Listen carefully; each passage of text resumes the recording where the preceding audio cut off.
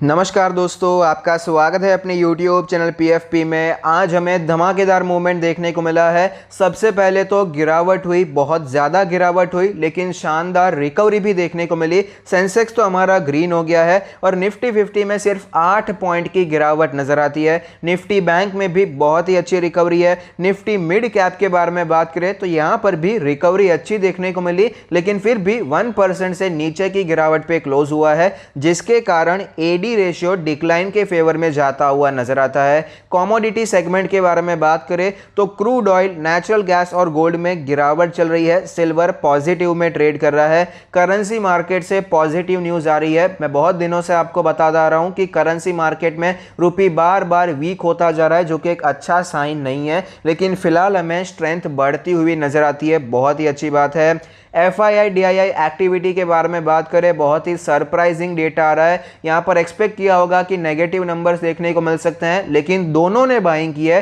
FIIs ने 2680 करोड़ की buying की है और DIIs ने 446 करोड़ की बाइंग की है। तो टोटल 3000 करोड़ से भी ज़्यादा की बाइंग दिखाई पड़ती है। बहुत ही पॉजिटिव फिगर यहाँ पर दिखाई पड़ता है।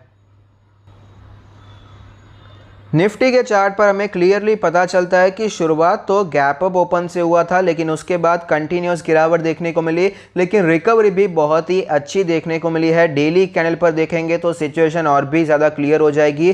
गैप अप ओपन होने के बाद तेज़ी बिल्कुल भी नहीं आई, तुरंत ही आपको गिरावट देखने को मिली। कंटिन्यूअसली निफ्टी नीचे आ रहा था। निफ्टी इतने नीचे आ गया कि 15,500 का लेवल भी हमें टूटता हुआ नजर आया, लेकिन अच्छी तेज़ी देखने को मिली। रिकवरी बहुत ही अच्छी देखने को मिली है और जहां पर ओपन हुआ था उसी के आसपास क्लोजिंग देखने को मिल जाती है। तो ये जो कैंडल दिखाई देती है उसका मतलब है बहुत ही ज़्यादा बुलिश सेंटिमेंट मार्केट में कंटिन्यू रहता हुआ नजर आता है। नीचे बुल्स तैयार है माल खरीदने के लिए, तो ऑफकोर्स यहाँ पर आपको तेज़ी देखने को मिल गई है। अच्छी रिकवरी आज ही हमें देखने को मिली। 2 दिन पहले मैंने आपको बताया था कि इवनिंग स्टार पैटर्न बनता हुआ नजर आता है, जिसका मतलब है कि आगे आने वाले दिनों में आपको गिरावट नजर आ सकती है। तो 15,750 पर निफ्टी था और आज हमें 15,450 तक आसपास निफ्टी आता हुआ नजर आया। तकरीबन हमें 300 पॉइंट की गिरावट नजर आई है। तो जितनी गिरावट आपको इस पैटर्न से एक्सपेक्ट करनी चाहिए, मेरे हिसाब से वो आ चुकी है। ज्यादा गिरावट कंटिन्यू रहेगी उसके चांसेस मुझे कम दिखाई पड़ते हैं। आज सेंटिमेंट वापस हमें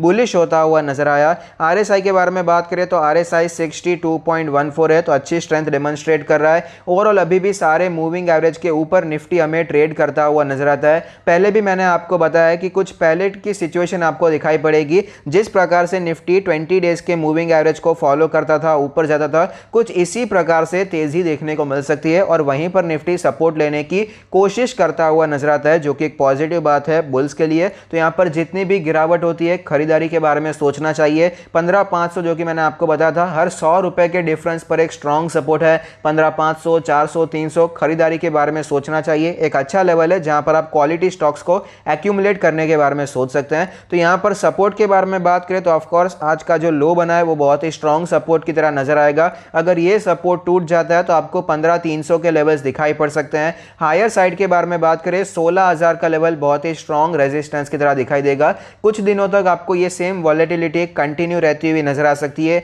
एक डायरेक्शन में बहुत बड़ा मूवमेंट आएगा, इसके चांसेस मुझे थोड़े से कम दिखाई पड़ते हैं। इसी रेंज में आपको निफ्टी ट्रेड करती हुई नजर आ सकती है। एटलीस्ट नेक्स्ट एक्सपायरी तक आपको 15,450 से करके 16,000 के लेवल्स दिखाई पड़ सकते हैं। न्यूज़ के बारे में बात करें तो SBI कार्ड में आज हमें भारी गिरावट नजर आई है, जिसका रीज़न है कार्ली ग्रुप ने 5,000 करोड़ का माल बेच दिया है। तो ऑफकोर्स सेलिंग प्रेशर बढ़ जाएगा तो गिरावट भी नजर आएगी। Steel trading firm in Chennai defrauds SBI of 391 crore, जो कि ऑफकोर्स SBI के लिए एक पॉजिटिव बात बनकर नहीं आती है। SBI led banks to sell Vijay Mallya shares worth 6,200 crore, बहुत ही अच्छी बात है, ज़रूरी भी है। जितना जल्दी बेचेंगे हमारी बैंकिंग सिस्टम उतनी जल्दी रिकवर कर पाएगी, उतनी जल्दी आपको स्ट्रेंथ वहां पर लौटती हुई नजर आएगी। जितने शेयर्स हैं विजय माल्या के यूनाइटेड ब्रीवरीज में, यूनाइटेड स्पिरिट्स में, मैकडोवेल होल्डिंग में, ये सब बेचे जाने वाले हैं जून 23 को थ्रू अ बल्क डील। बहुत ही ज़रूरी है, जितना जल्दी पैसा रिकवर हो सकता है उतना जल्दी रिकवर करना चाहिए। नज़ारा टेक्नोलॉजीज में आज हमें गिरावट नजर आई। उसका रीज़न है कि गेमिंग, अभी एक रीज़न तो ये भी है कि मार्केट में आपको गिरावट नजर आई थी, जिसके कारण ऑफकोर्स सेंटिमेंट बिगड़ चुका था। ये स्टॉक भी आपको गिरता हुआ नजर आया। लार्ज कैप में तो बाइंग हो चुकी है, लेकिन स्मॉल कैप मिड कैप में इतनी बाइंग नहीं हुई है, तो यहाँ पर अभी भी आपको गिरावट नजर आती है। एक और न्यूज़ है कि पब्लिश मी गेमिंग फर्म को इसने एक्वायर कर लिया है। पॉसिबल रीजन है कि ये एक्वाइजेशन के कारण भी गिरावट हो सकती है, क्योंकि अभी तक नज़ारा टेक्नोलॉजीज में आपको कोई प्रॉफिट तो दिखाई पड़ता नहीं है, कोई प्रॉफिट ग्रोथ दिखाई नहीं पड़ती है। तो ऑफकोर्स अभी जितना ज़्यादा एक्विजिशन हो गया, इन्वेस्टर्स को डाउट होता जाएगा कि प्रॉफिटेबल होना भी जरूरी होता है। तो दो टाइप के इन्वेस्टर होते हैं जो कि ऐसे स्टॉक्स में निवेश करना पसंद करते हैं जहां पर रेवेन्यू बढ़ता जा रहा है और एक्सपेक्टेड है कि प्रॉफिट भी आगे आने वाले कुछ सालों में दिखाई पड़ेगा। और कुछ इन्वेस्टर्स ऐसे होते हैं जिन्हें प्रॉफिट सबसे ज़्यादा इंपॉर्टेंट नजर आता है कि प्रॉफिट होना चाहिए, उसके बाद आप ग्रो करते जाइए, लेकिन प्रॉफिट ज़्यादा इंपॉर्टेंट होता है। तो इसके कारण मिक्स सिग्नल्स दिखाई पड़ते हैं इन्वेस्टर्स कम्युनिटी में। तो यहाँ पर आपको गिरावट नजर आई है। तो अगर आपको ये छोटा सा वीडियो अच्छा लगता है तो प्लीज़ कोई फीडबैक दीजिए। Thank you, stay happy, happy investing.